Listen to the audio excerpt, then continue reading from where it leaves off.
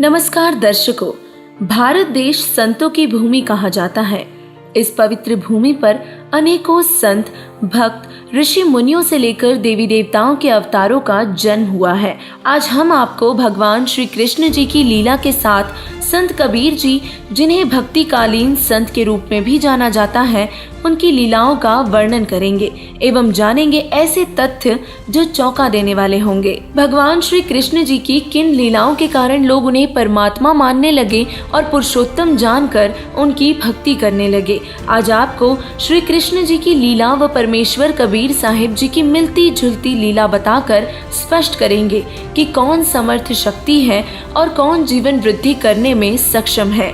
कौन है वो सर्वोच्च परमात्मा जो तीनों लोकों समेत 21 ब्रह्मांडों का भी पालन पोषण करता है। अब हम दोनों की लीलाओं का भेद स्पष्ट करते हैं, तो चलिए शुरुआत करते हैं। दर्शकों, हम जानते हैं कि श्री कृष्ण जी का जन्म कंस राजा की कारावास में बंद उनकी बहन देवकी और वासुदेव से हुआ था। रातों रात वासुदेव श्री कृष्ण को यशोदा के पास छोड़कर आ गए थे, क्योंकि कंस को यह भविष्यवाणी हुई थी कि उसकी मृत्यु का कारण बनने वाला अब पैदा होगा, और इसीलिए उसने अनगिनत नवजात शिशुओं की हत्या की।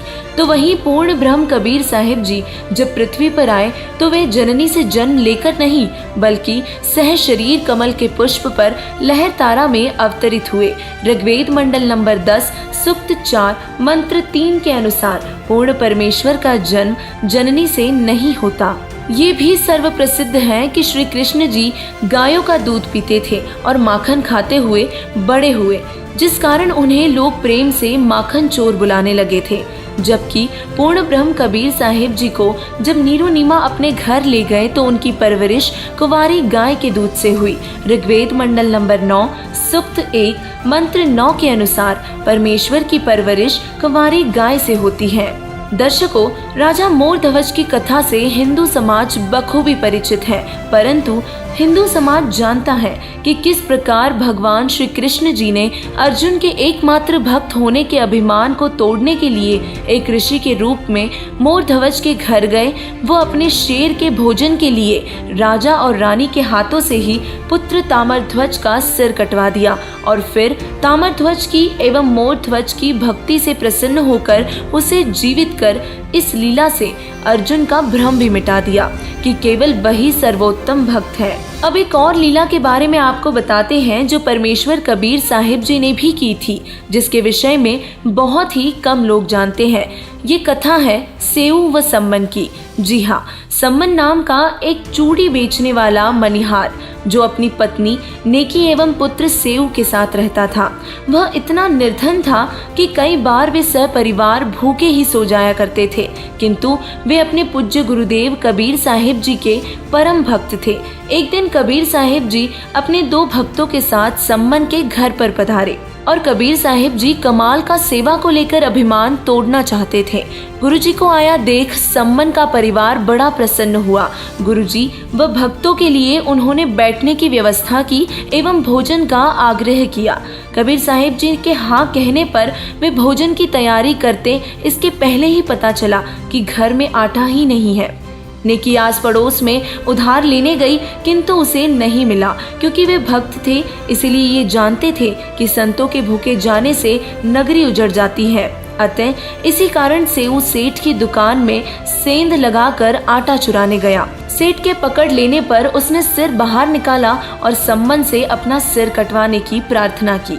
सम्मन जानता था कि यदि सेठ सेऊ को राजा के पास ले गया तो गुरुजी की बदनामी होगी, और इसी कारण उसने सिर काट दिया और आटा घर पर दे दिया। उधर नेकी ने खाना बनाते हुए पुत्र का सिर और धड़ घर लेकर रखने के लिए कहा। सम्मन ने अपने मृत पुत्र का सिर और धड़ लाकर ताक यानी कि अलमारी पर रख दिया। इधर भोजन तैयार होने पर 5 बर्तनों में भोजन परोसा गया। कबीर साहिब जी ने 6 बर्तनों में लगाने के लिए कहा। कोई चारा न देखकर नेकी ने 6 बर्तनों में भोजन परोसा। कबीर साहिब जी ने सेऊ को भोजन करने के लिए आवाज लगाई और सेऊ भीतर से दौड़ता हुआ आ गया, जिसकी गर्दन पर कटने का निशान भी नहीं था। सम्मन ने भीतर जाकर देखा तो ताक पर मात्र रक्त के छींटे पड़े थे। जगत गुरु तत्वदर्शी संत रामपाल जी महाराज जी ने भगवान श्री कृष्ण जी की लीला व कबीर परमेश्वर जी की लीला में भिन्नता बताते हुए दर्शाया है कि भगवान श्री कृष्ण जी ने मोरध्वज के पुत्र ताम्रध्वज को आरे से कटवाकर जीवित कर दिया, लेकिन उन्हें मोक्ष नहीं दे पाए। जिसका जीवन शेष हो उसे मारकर जीवित करना शक्ति युक्त महापुरुषों के लिए आसान होता है, किंतु जिसकी आयु खत्म हो उसे जीवित करना केवल पूर्ण परमेश्वर के हाथों होता है। जिस समय कृष्ण जी के एकमात्र भांजों एवं पांडवों के अंतिम वंश अभिमन्यु की मृत्यु हुई थी, तब वे उसे जीवित आखिर क्यों नहीं कर सके थे। वहीं दूसरी तरफ परमेश्वर कबीर जी ने सेऊ को जीवित किया, मृत्यु लड़के कमाल को जीवित किया, कमाली नाम की मृत्यु लड़की को जीवित किया। स्वामी रामानंद जी का सिर सिकंदर लोधी द्वारा काट देने पर भी उन्हें जीवन दान दिया। कृष्ण जी त्रिलोकीनाथ भगवान विष्णु का अवतार थे, जिन्हें राम अवतार में बाली को धोखे से मारा था और उसी बाली वाली आत्मा ने कृष्ण से कर्म का बदला लेने के लिए शिकारी के रूप में तीर मारा और अपने ही कर्मों की सजा के फलस्वरूप कृष्ण जी की मृत्यु हुई। तो वही पूर्ण ब्रह्म कबीर साहिब जी, जो सभी ब्रह्मांडों के रचनहार एवं पालनहार हैं, वे सभी पंडितों, ज्योतिषियों और अनेकों शिष्य हिंदू एवं मुस्लिम समाज के साथ साथ राजा बीर सिंह बघेल और बिजली खान पठान के सामने सहशरीर अपने निजी निवास स्थान सतलोक चले गए और एक भयंकर युद्ध को भी टाल गए, क्योंकि दोनों धर्म के लोग कबीर साहिब जी का अंतिम संस्कार अपने तरीके से करना चाहते थे। तब कबीर साहिब जी ने सभी को युद्ध ना करने की चेतावनी दी एवं जो कुछ मिले उसे आधा आधा बांटने के सख्त आदेश दिए और इसी तरह एक बड़ा गृह युद्ध टला।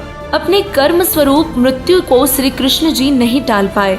दुर्वासा ऋषि के श्राप से मर रहे 56 करोड़ यादवों को कृष्ण नहीं बचा पाए थे तथा मृत्यु से पूर्व पांडवों को पाप के कारण हिमालय जाकर तप करने और शरीर गलाने के लिए कहा।